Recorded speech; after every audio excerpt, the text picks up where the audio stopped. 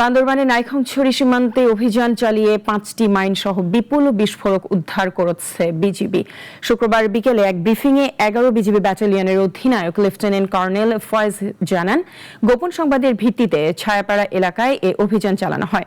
উদ্ধার হওয়া সামগ্রীর মধ্যে 5টি অ্যান্টি-পার্সোনাল মাইন, 5টি আইইডি এবং মেটাল ডিটেক্টর রয়েছে।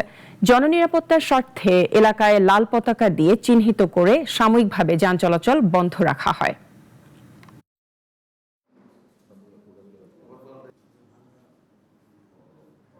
ঘটনাস্থল থেকে বিভিন্ন দ্রব্য সামগ্রী উদ্ধার করা হয়। এর মধ্যে উল্লেখযোগ্য সম্ভাব্য 5টি অ্যান্টি-পার্সোনাল মাইন, 5টি সম্ভাব্য ইম্প্রোভাইজড এক্সপ্লোসিভ ডিভাইস, একটি মেটাল ডিটেক্টর, একটি সোলার প্যানেল, শুকনা খাদ্যদ্রব্য, মোবাইল ফোন ও পাওয়ার ব্যাংক এবং সিভিল পোশাক।